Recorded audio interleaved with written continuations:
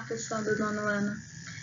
Faz tempo que eu não mando um vídeo para vocês, né? A gente estava mais fazendo as atividades e corrigindo, mas hoje a gente vai dar início, então, ao estudo do capítulo 2. Finalmente conseguimos, né, terminar aquele primeiro capítulo, que era enorme, mas já adianto para vocês que esse capítulo 2, ele é bem grande, ele é bem extenso. E, obviamente, que a gente está indo num ritmo um pouco mais lento, porque é uma outra dinâmica de aulas, é uma outra rotina, estamos todos nos adaptando, né? E espero, assim, que vocês continuem acompanhando. Eu acho que a gente está tendo até um bom aproveitamento assim, em relação a essa turma e espero que só melhore, né, daqui para frente. Esse capítulo 2, então, ele tem como título A Era Vargas, que é o período posterior àquele que a gente estava estudando da Primeira República. E é o período, então, que diz respeito ao governo desse cara aí que está na foto, que é o Getúlio Vargas.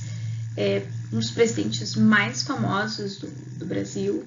A gente vai ver que ele é uma figura bastante controversa, ele teve várias facetas, o seu governo teve várias fases, foi um período super longo e a gente tem muitas coisas importantes, né, aconteceram nessa época em que ele era o presidente. Então, é um período bem relevante assim, da história que a gente vai estudar e conhecer um pouquinho. Antes da gente começar, então, a ver propriamente ali as temáticas do capítulo e seguir a organização que a nossa apostila ela traz, coloquei aqui uma linha do tempo para que a gente possa se localizar assim e perceber em que momento a gente vai estar falando durante as aulas de Era Vargas. Então, pessoal, ali o primeiro tópicozinho que aparece nessa linha do tempo, que está em vermelho, e vai de 89 a 1930, é o que a gente estava estudando antes, que é a Primeira República, que é a República Velha, a República dos Coronéis, a República do Café com Leite, entre vários outros nomes que a gente sabe que esse primeiro período, né, que sucedeu a implementação da República no nosso país, ele teve e que nós estudamos inúmeros aspectos e várias características dessa época. Essa época ela vai ter fim em 1930, em função de um acontecimento que a gente vai ver no próximo vídeo, possivelmente, que é um acontecimento chamado erroneamente de Revolução de 1930, que é como o Getúlio Vargas ele vai chegar ao poder. Sobre esse fato a gente vai falar melhor adiante. Esse vídeo a gente vai pontuar algumas outras coisas que daqui a pouco eu vou estar falando com vocês também. Feito esse episódio de 1930, vai se começar o primeiro período ali da Era Vargas, tá? Que vai de 1930 até 1934, que a gente chama de governo provisório, que é sucedido pelo governo constitucional, que está lá em cima, né? E acaba em 37 com um período ditatorial, que a gente chama de Estado Novo, e depois ali o finalzinho, que é a República Populista.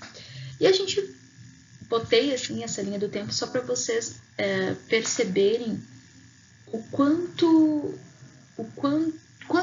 anos o Getúlio Vargas ele vai ficar no poder, né? A gente vai, obviamente, entender ao longo das aulas como que isso foi possível, né? Mas, sem dúvidas, ele foi o presidente que mais governou por um tempo ininterrupto. Ele governa ali de 30 até 45 ininterruptamente, ou seja, direto. Na verdade, ali em 1945 ele sai, tá? E ele volta em 1954. Aquelas datas da República Populista, elas estão um pouquinho erradas, tá? Ele sai e aí depois ele concorre a uma eleição e ele volta a ser presidente, da onde, né, ele só sai morto, ele se suicida. Enfim, então vejam que é um período longo, assim, e é um período que vai ser marcado por várias características. Vocês já estão vendo aí que são pelo menos 4 fases, né? e vão permear toda essa era Vargas, e que então vai exigir de nós uma organização, uma compreensão, conhecimento, né? Que eu sei que vocês têm, mas que a gente vai precisar de um pouquinho mais individual por conta do segmento do isolamento, tá? Essa primeira parte, ela não tem na apostila, é mesmo só para situar vocês e dar uma ideia geral do que a gente vai estudar, tá? Essas primeiras páginas do capítulo, gente, elas são, particularmente, eu achei muito repetitiva, mas eu acho também que não dá para pular, né? Que vai ali da página 310 até a página 315. Todas essas páginas aí, elas estão pontuando um contexto social do século XX, que é o contexto, então, que o Getúlio Vargas vai chegar ao poder e que ele vai iniciar o seu governo. Então, muitas das informações que estão ali, nós já trabalhamos no capítulo 1, só que nós não trabalhamos dessa mesma forma como ele está apresentando agora. A gente foi trabalhando de uma forma mais, assim, contextualizada dentro dos outros tópicos desenvolvidos. Então, eu vou estar pontuando com vocês essas características, mas de uma forma, da forma mais sucinta possível, porque são realmente informações que vocês já sabem e que nós estamos apenas pontuando, assim, para poder, então, seguir adiante no conteúdo, até porque tem atividade sobre isso, a gente não vai pular 5 páginas do capítulo. Então, a gente vai dar uma olhada assim, até para que se algo não fique muito claro, a gente possa ter um vislumbre melhor a partir da explicação da prof.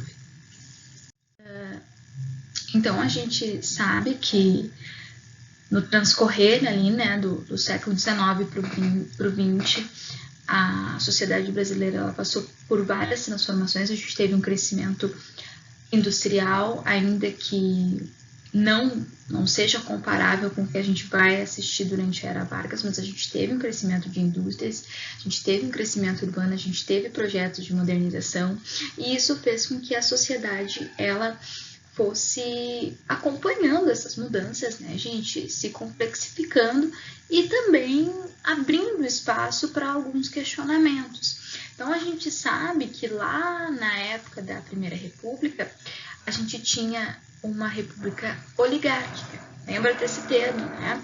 Onde o governo era para poucos e a maior parte das pessoas elas eram excluídas da vida política dessa república. E principalmente, né, gente, nós vamos ter ali o pessoal dos cafeicultores dominando o cenário político brasileiro. E isso vai começar a gerar determinados inconvenientes com outras elites. Então, alguns industriais, alguns outros grupos militares, políticos liberais vão estar questionando isso e vão começar a se articular para mudar essa situação. Eu já estou dando um spoiler aí do que vai acontecer naquela revolução de 30 que eu estava falando ali para vocês anteriormente, tá?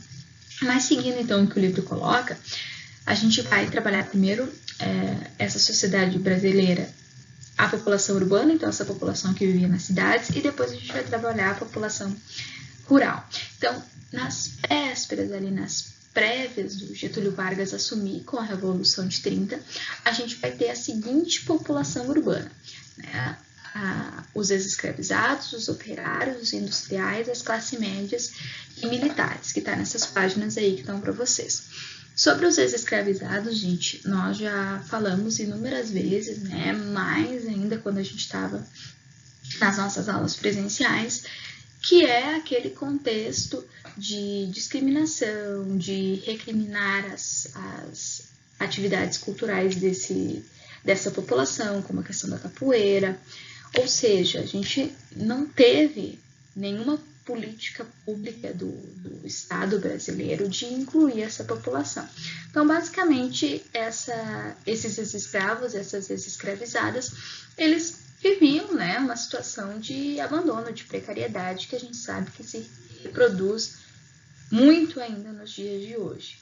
Além disso, tá, gente, nós vimos que, inclusive, ali, toda essa discriminação, essa baixa remuneração, ela vai gerar, inclusive, aquela revolta famosa lá da revolta da Chibata, tá? Então, esse é o panorama dessa população. Os operários, gente, nós também vimos, né, que esses trabalhadores, eles não eram muito numerosos, porque não tinham tantas indústrias assim, mas os que existiam estavam sujeitos às péssimas condições de trabalho nessas fábricas, né? A exploração, não tinham nenhum direito trabalhista,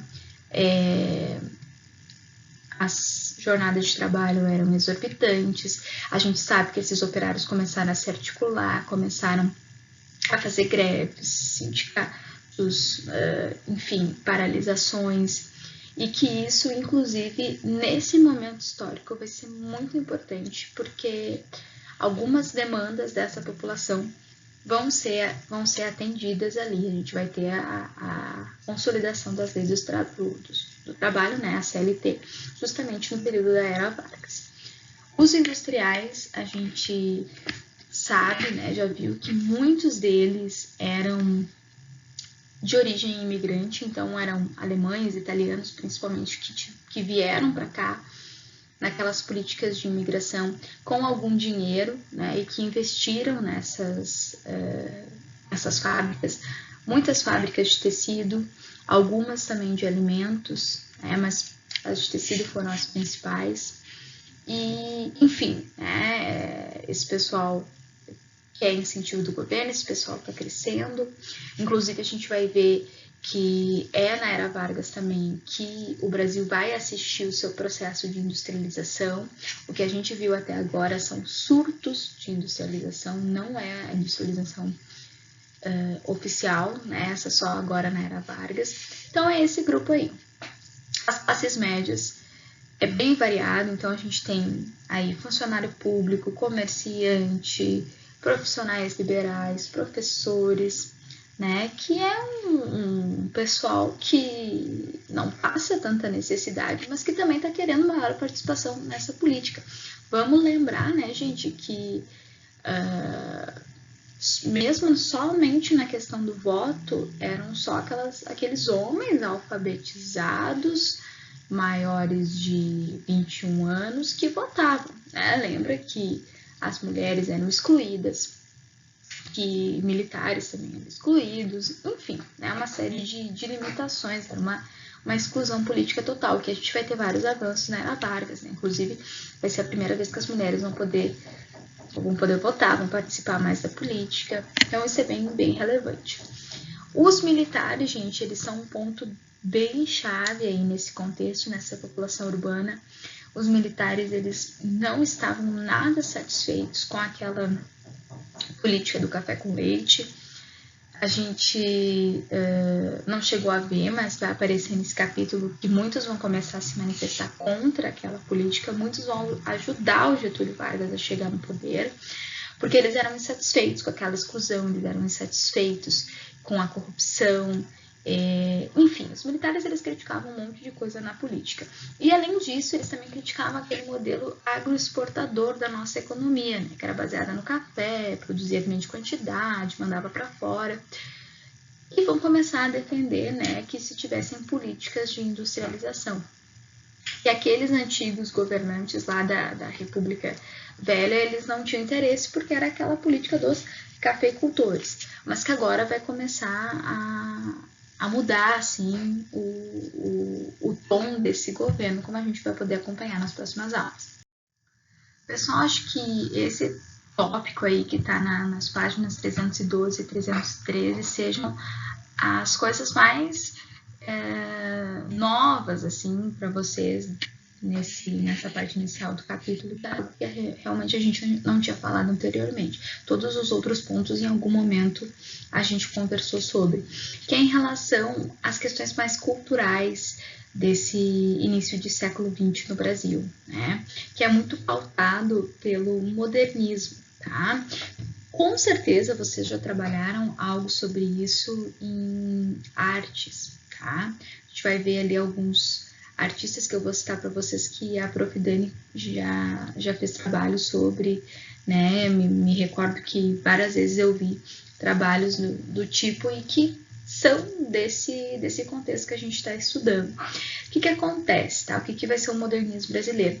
É um momento em que vários artistas na nossa sociedade eles vão começar a reivindicar uma nova forma de ver e exprimir a arte brasileira.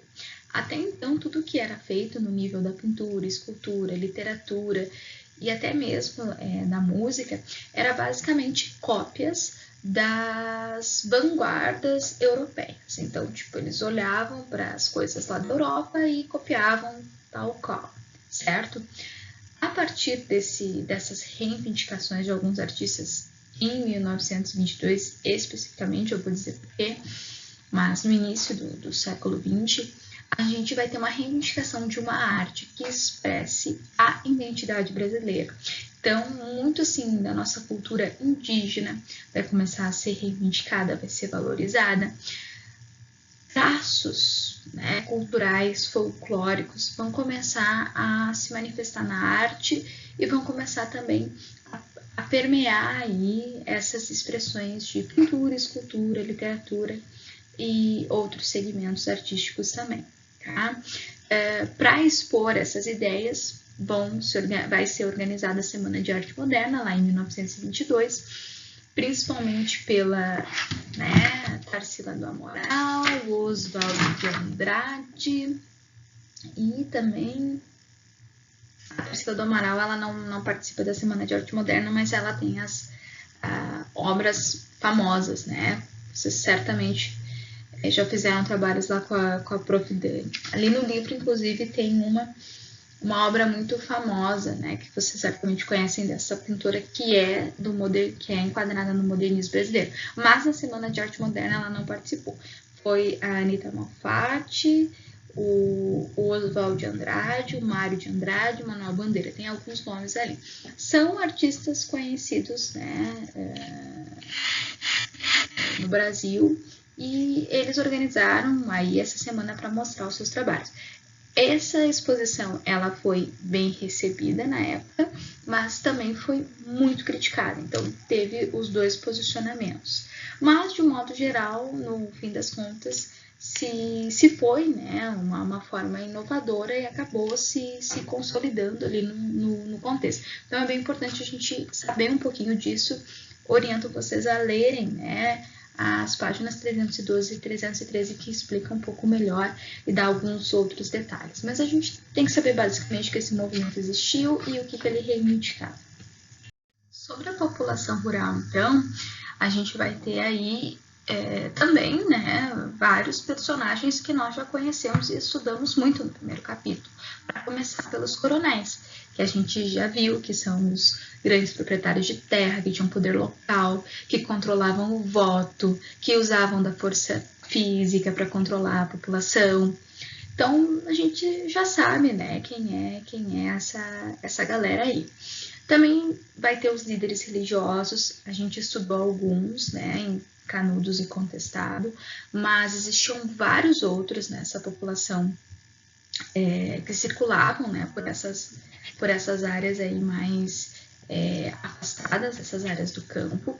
Muitos, inclusive, trabalhavam a mando do coronel, no sentido de também, né, seguir a estar sobre o domínio dele e facilitar o seu controle, meio como mediadores, né, fazendo aí uma interlocução com a galera mais pobre e desses grandes proprietários.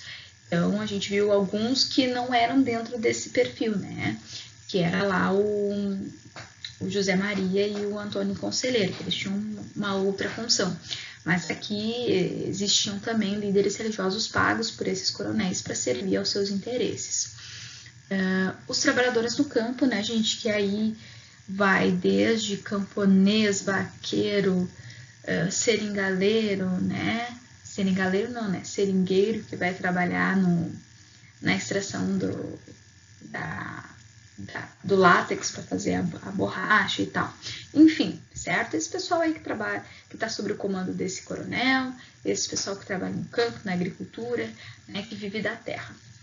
E a gente também vai ter, esses a gente não chegou a falar, né? Mas que são personagens conhecidíssimos aí da história brasileira, que são os cangaceiros.